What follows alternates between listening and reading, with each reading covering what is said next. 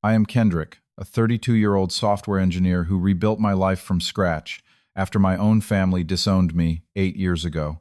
My identical twin brother Jordan was always the golden child getting all the praise while I was just the forgotten shadow. Everything fell apart when he slept with my girlfriend Amanda, the night of my college graduation. Instead of supporting me, my parents took his side. After years of success without them, they suddenly want back into my life. Before I dive into this painful story, where are you watching from today? Hit that like and subscribe button if you have ever had to cut toxic family members out of your life.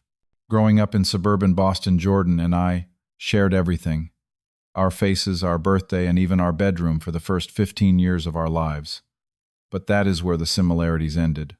Jordan was the charismatic one, the star quarterback with the magnetic personality and endless confidence. I was quieter, more academic, the one who preferred chess club to football practice. Our parents made their preference painfully clear from early on. Our father, Richard, a successful construction company owner, saw himself in Jordan. He would attend every single one of Jordan's games, cheering loudly from the stands, while he never once showed up for any of my academic competitions or science fairs. My mother, Diane, avoided conflict at all costs, quietly reinforcing the family dynamic by deferring to my father in everything. The living room walls told the story perfectly. Jordan's athletic trophies displayed prominently on custom shelves.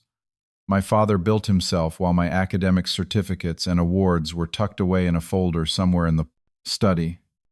I still remember my mother patting my shoulder when I won the state mathematics championship, saying, "That is nice, honey," before immediately changing the subject to Jordan's upcoming football game.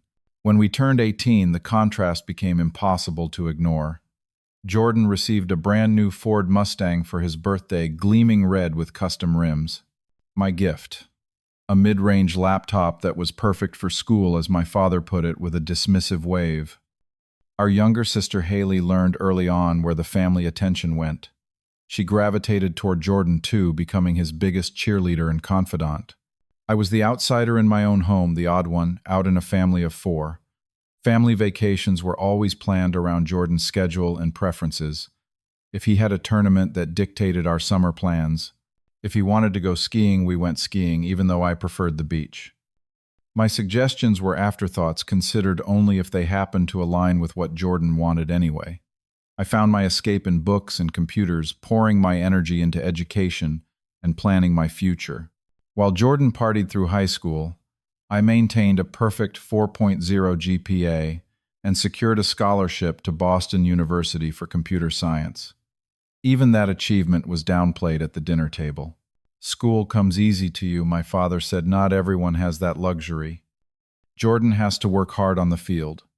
It was during my sophomore year at college that I met Amanda. She was a marketing major with sharp wit and ambitious plans for her future. For the first time, I felt truly seen by someone. She laughed at my dry humor, admired my intellect, and made me feel valued just for being myself. We connected instantly, spending hours talking about everything from technology ethics to our dreams of traveling the world. What made Amanda different was how she looked at me, not as Jordan's brother, but as Kendrick, a person in my own right. After growing up as an afterthought in my own family, this recognition felt like oxygen after years of suffocating.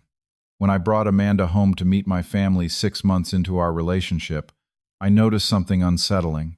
My parents were overly enthusiastic, asking her dozens of questions about herself while barely acknowledging my presence. At first, I thought they were just trying to make her feel welcome, but then I caught the sidelong glances between my father and Jordan. "You know, Jordan is on track for a full athletic scholarship," my father mentioned during dinner, completely unprompted. "Kendrick has actually secured an academic scholarship already," Amanda replied, squeezing my hand under the table. My mother quickly interjected, "Yes, but Jordan might go pro someday. Imagine that." Amanda shot me a confused look, and I just shrugged. This was normal for me. Later that night, I overheard Jordan asking her about her friends, if any of them were single. She laughed it off, but something about the interaction left me uneasy. Despite these warning signs, I fell deeply in love with Amanda over the next 2 years. She was the foundation. I had never had the support system I had always craved.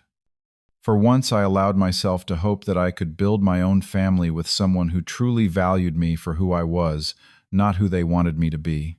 My graduation day started as the proudest day of my life. After 4 years of relentless work, I had earned my computer science degree with highest honors. The ceremony itself was beautiful. Caps flying in the air, the weight of the diploma in my hand, and Amanda beaming at me from the family section where she sat alongside my parents, Jordan and Haley. My father had reluctantly agreed to host a small gathering at their home afterward. I was surprised by this gesture, thinking perhaps my achievement had finally earned some recognition. Little did I know this day would become the turning point of my life for entirely different reasons. The backyard was decorated with blue and white streamers, Boston University colors. A few of my college friends mingled with extended family members, everyone enjoying the catered food and drinks. I kept touching the small velvet box in my pocket, mentally rehearsing how I would propose to Amanda that weekend during our planned celebration trip to Cape Cod. "Your girlfriend seems really proud of you," my uncle said, clapping me on the shoulder. "She is a keeper." I smiled, scanning the party for her familiar face. That was when I first noticed her absence. I circulated through the guests, accepting congratulations while discreetly looking for Amanda. After 20 minutes of searching, I realized Jordan was nowhere to be found either. A cold feeling settled in my stomach. I told myself they must have gone for drinks, or maybe to pick up more ice. But something felt wrong. Terribly wrong. I headed inside to check the kitchen, finding only my mother arranging desserts on a platter. "Have you seen Amanda or Jordan?" I asked, trying to keep my voice casual. "I think Jordan went upstairs to change his shirt." "He spilled something on it," she replied without looking up. "Amanda might be in the bathroom." I nodded and headed upstairs, my footsteps heavy on the familiar staircase. The upstairs hallway was quiet, but as I approached Jordan's old bedroom, I heard muffled voices. My body moved on autopilot, my hand turning the doorknob before my mind could process what was happening. The door swung open to reveal Jordan and Amanda on his bed, their bodies in tangled clothing disheveled. They jumped apart when they saw me, but it was too late. The image burned itself permanently into my memory, my brother and my girlfriend betraying me on what should have been one of the happiest days of my life. Kendrick. Amanda gasped, frantically pulling her dress back into place. "This is not... We were just..." Jordan, on the other hand, did not even attempt to look ashamed. He leaned back against his headboard with that familiar, smug expression I had seen my entire life. "What the fuck is this?" I heard myself say, my voice unnaturally calm despite the hurricane raging inside me. "Bro, chill," Jordan said, shrugging. She came on to me. "Not my fault, she prefers the better twin." Something snapped inside me. 22 years of being second best, of being overlooked and dismissed, crystallized in that moment. I lunged at Jordan, grabbing him by his shirt collar and yanking him off the bed. My fist connected with his jaw before I even realized I had thrown a punch. We crashed into his trophy shelf, sending his precious accolades scattering across the floor. Jordan fought back, landing a blow to my ribs that knocked the wind out of me. We grappled across the room, knocking over lamps and furniture while Amanda screamed for us to stop. The commotion brought my parents running upstairs. My father immediately pulled me off Jordan, restraining me while completely ignoring the fact that my brother had just betrayed me in the most painful way possible. "What the hell is wrong with you?" my father shouted at me. At M.E., as Jordan wiped blood from his lip, playing the victim as always. "Ask your golden boy what he was doing with my girlfriend during my graduation party." I spat, struggling against my father's grip. My mother looked between us, her hand covering her mouth. "Oh, Jordan, your face," she said, rushing to examine his bruised jaw. Not a word about my cut eyebrow or the emotional wound that would never heal. Amanda stood awkwardly by the door, smoothing down her dress. When I looked at her, demanding an explanation with my eyes, she had the audacity to roll hers. "Look, this has been building for a while," she said coldly. "I was always attracted to Jordan anyway. You were just available." Her words sliced through me like a serrated knife. 2 years of what I thought was love reduced to convenience. Why now? Why? Today, I asked, my voice cracking despite my best efforts. She shrugged. "It just happened. Chemistry is chemistry." You all deserve each other, I said, looking at the four people who should have cared about me the most now united against me. My father still gripping my arm like I was the threat. My mother fussing over Jordan's minor injuries. Haley standing silently in the doorway, clearly siding with the family as always. And Amanda, the woman I had planned to propose to, looking at me like I was overreacting. I yanked my arm free and walked out, ignoring my father's threats, to get back here right now. I packed a bag with essentials, grabbed my laptop and diploma, and left the house I grew up in. As I drove away, I could not know it would be 8 years before I heard from any of them again. The disowning happened via text message, which felt appropriately cold for the family I had grown up in. Less than 24 hours after I left, my phone buzzed with messages that confirmed what I already knew. I was the villain in their story, not the victim. You need to apologize to your brother for embarrassing him in front of everyone, my father wrote. Your behavior was completely unacceptable. When I did not respond, more messages followed. Your jealousy of Jordan has gone too far this time. Amanda told us everything about how you have been possessive and controlling. Until you can act like an adult and apologize, do not bother coming home. My mother's messages were softer but no less hurtful. Why do you always have to compete with your brother? He feels terrible. I blocked their numbers after 72 hours of this barrage. The only message I sent was, he slept with my girlfriend at my graduation party. I will not apologize for being angry about that. If you cannot see how wrong that was, then I have no family. That was it. No calls on our birthday 3 months later. No invitation to Thanksgiving. Christmas came and went without a word. When I tentatively sent a card for my parents' anniversary, it was returned unopened with "return to sender" scrawled across the envelope in my father's handwriting. The silence was deafening. 8 years of complete radio silence. No calls, no texts, no emails. Nothing for 8 years. The first 2 years were the darkest period of my life. I moved to a tiny studio apartment in Cambridge, throwing myself into my new entry-level programming job. On the surface, I functioned. I coded during the day, ate takeout at night, and occasionally grabbed drinks with coworkers who knew nothing about my past. Inside, I was hollow. Depression wrapped around me like a heavy blanket, making even simple tasks feel impossible. The betrayal replayed in my mind constantly, not just from Amanda and Jordan, but from my entire family who had taken their side. Had I ever truly mattered to any of them? Was I really so forgettable, so unworthy of loyalty? I might have continued in this downward spiral if not for Dr. Marcus, the therapist I finally agreed to see after a coworker expressed concern about my increasingly withdrawn behavior. Dr. Marcus was a calm, no-nonsense man in his 50s who saw through my practiced "I am fine" facade immediately. Your family rejected you, not the other way around, he told me during our 3rd session. Their reaction says everything about them and nothing about your worth as a person. Slowly, with his guidance, I began rebuilding my sense of self. I started recognizing patterns from my childhood. The subtle and not so subtle ways my family had always prioritized Jordan's needs and wants above mine. The constant comparison always to my detriment. The expectation that I would step aside, make myself smaller to allow Jordan to shine brighter. As my professional career advanced, I found purpose in my work. I moved from programming to project management, eventually becoming the youngest team lead at my company. My ability to solve complex problems and mediate between different departments turned out to be valuable skills that earned me recognition and rapid promotion. Along the way, I met people who became the family I never truly had before. Taylor, a UX designer who dragged me to trivia nights and slowly pulled me out of my shell. Darius, my neighbor, who taught me how to cook something other than ramen and became my closest friend. They knew my story, my pain, and they stayed anyway. My attempts at dating were brief and unsuccessful for years. I would start to get close to someone, then panic when things became serious. The fear of betrayal hovered like a specter over every relationship. 3 years ago, that changed when I met Eliza at a tech conference in Seattle. She was presenting on data security, her passion for the subject immediately capturing my attention. Our relationship developed slowly, built on a foundation of honesty. I told her about my family, about Amanda, about all of it during our 5th date.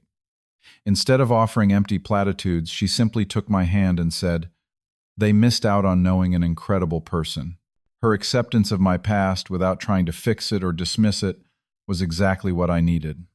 With Eliza, I found what families should be: supportive, kind, respectful. She celebrated my successes without competition and helped me through difficult days without judgment. For the first time, I experienced what unconditional love actually felt like. By the time I turned 30, I had created a life I was proud of. A fulfilling career, a loving relationship, genuine friendships, and a 3-bedroom condo in a neighborhood I once could only dream of affording. I had done it all without the people who should have been my biggest supporters. Sometimes I would wonder about them. Was Jordan still the golden child? Did my parents ever regret their choice? But these thoughts came less frequently as time passed. I had moved on, or so I thought. The LinkedIn message from Haley arrived on an ordinary Tuesday afternoon, the notification popping up while I was in the middle of a team meeting. I nearly dropped my phone when I saw her name, a name I had not allowed myself to think about in years. "Kendrick, I know it has been a long time. I am hoping we can reconnect. There is a lot I want to say to you. Please give me a chance." I stared at the message for hours before showing it to Eliza that evening. "Are you going to respond?" she asked carefully, knowing the weight this carried. "I do not know," I admitted. Part of me wants to know what she has to say, but another part thinks nothing good can come from opening that door again. 3 days later, I replied with a guarded, "What did you want to talk about?" Haley's response came within minutes, suggesting a video call that weekend. Against my better judgment, I agreed. When her face appeared on my screen Saturday morning, I was struck by how much she had changed. The carefree teenager was now a serious-looking woman of 26, with tired eyes and tension lines around her mouth. "Thank you for agreeing to talk," she began. "I have wanted to reach out for years, but did not know if you would ever want to hear from any of us again." "I am listening," I said, keeping my expression neutral. What followed was a cascade of revelations about the family I had left behind. Jordan's life had imploded shortly after my departure. He had suffered a knee injury that ended his athletic scholarship. Without sports to define him, he spiraled into a gambling addiction that drained his savings. He had gone through multiple failed relationships, none lasting longer than a few months.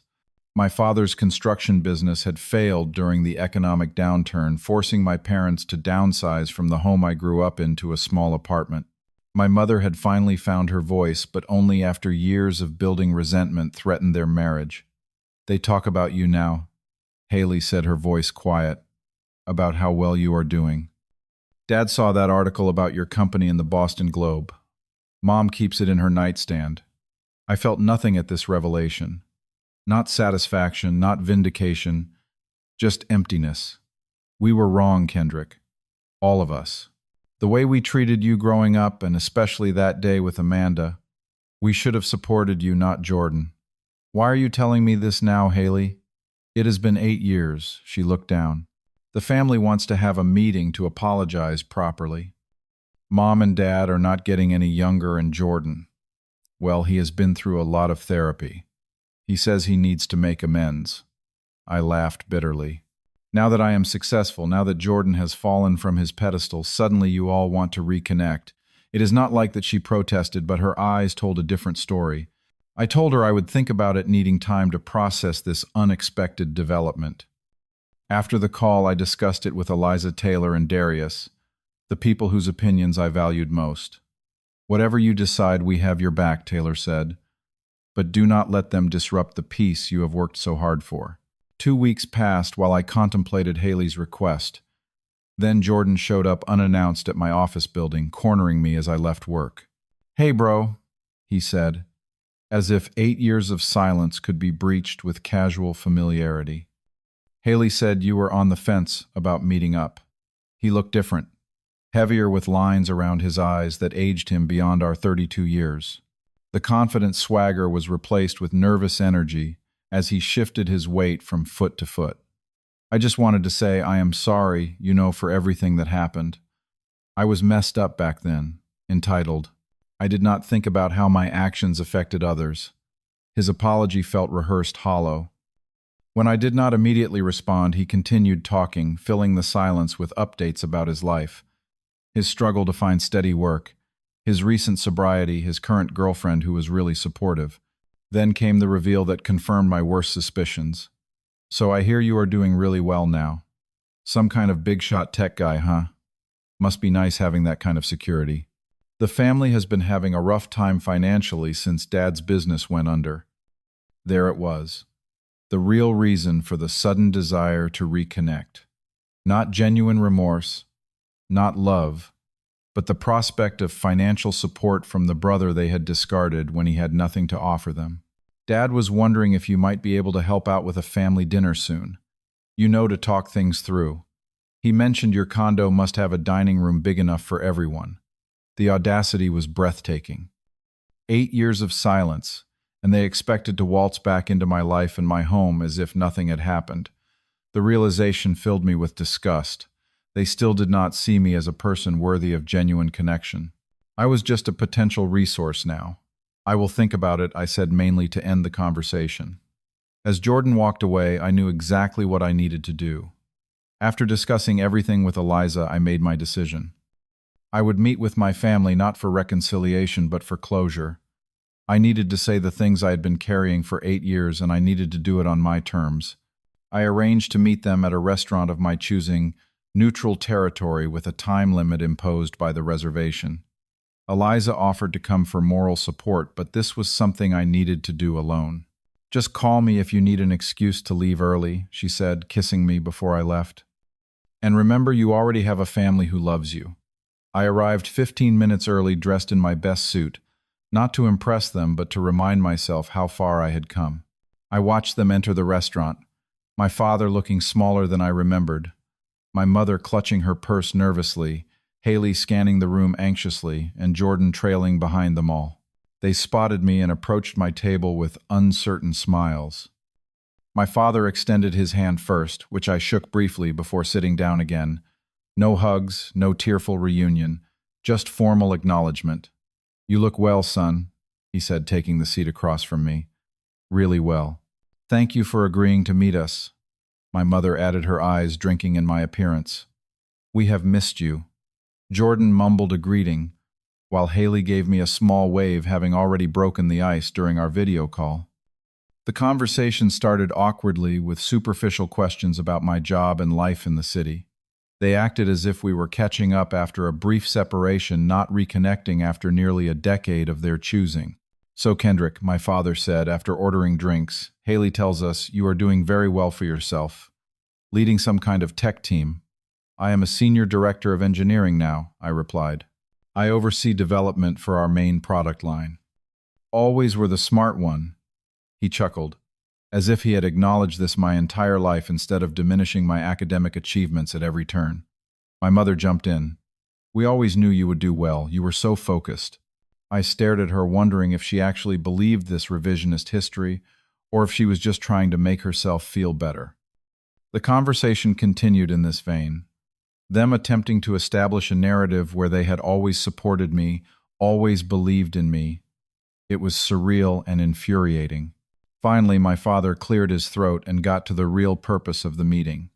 "So the family has been going through some challenges lately. The business took a hit a few years back, and we had to make some difficult decisions." "What your father is trying to say," my mother interjected, "is that we have had to downsize considerably. Your father's medical bills after his heart scare last year really set us back." Jordan nodded solemnly. "It has been tough on everyone. I've been trying to help where I can, but my job at the sporting goods store does not exactly pay much." I listened as they laid out their financial struggles, each story designed to elicit sympathy and ultimately open my wallet. Not once did they offer a genuine apology for how they had treated me. Not once did they acknowledge the pain they had caused by disowning me when I needed them most. "We were thinking," my father continued, "since you are in such a good position now, maybe you could help out the family a bit. Nothing major, just to get us back on our feet. Family supports family, right?" I set my fork down and looked at each of them in turn. The moment of truth had arrived. "I have something I need to say to all of you." I began, my voice steady. 8 years ago, on what should have been one of the proudest days of my life, my brother betrayed me in the worst way possible. Instead of supporting me, you all took his side. You disowned me when I refused to apologize for being hurt. They shifted uncomfortably in their seats as I continued. For 8 years, I heard nothing from any of you. No birthday calls, no holiday cards, nothing. I built a life for myself without any support from my family. I overcame depression, trust issues, and the belief that I was somehow unworthy of love or respect. I turned to Jordan. You slept with my girlfriend, then mocked me for being upset about it. You have never once in all these years offered a sincere apology. To my parents, you consistently favored Jordan my entire life. My achievements were footnotes while his were celebrated events. When I needed you most, you chose him. Again, and cut me out of your lives completely. To Haley, you stood by and watched it all happen. You never once reached out until you needed something from me.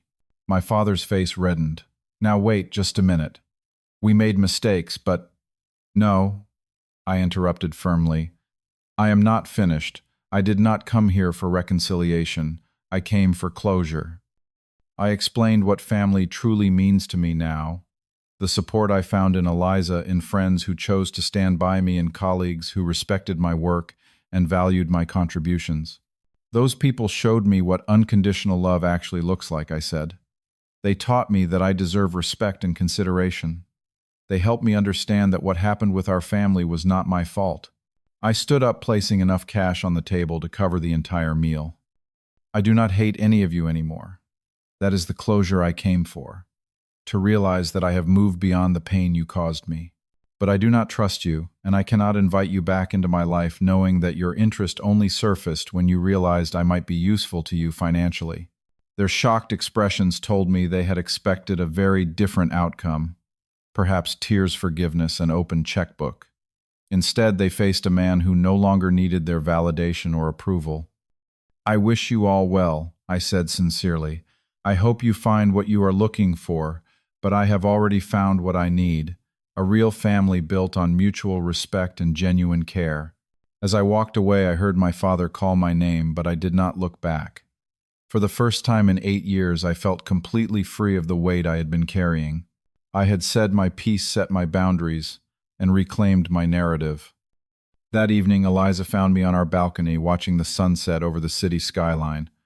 She wrapped her arms around me from behind, resting her chin on my shoulder. "How do you feel?" she asked softly. "Lighter," I replied, covering her hands with mine. Like I finally put down something heavy I had been carrying for years. We talked into the night about the encounter, about the family that had discarded me and the family I had chosen. 2 weeks later, I proposed to Eliza on that same balcony, ready to start the next chapter of our lives together. The experience taught me lessons I carry with me every day. Blood does not automatically make family actions, and choices do. Self-worth must come from within, not from others' validation. Setting boundaries is not selfish. It is an act of self-respect. And perhaps most importantly, true healing happens when you reclaim your own story and decide how it continues.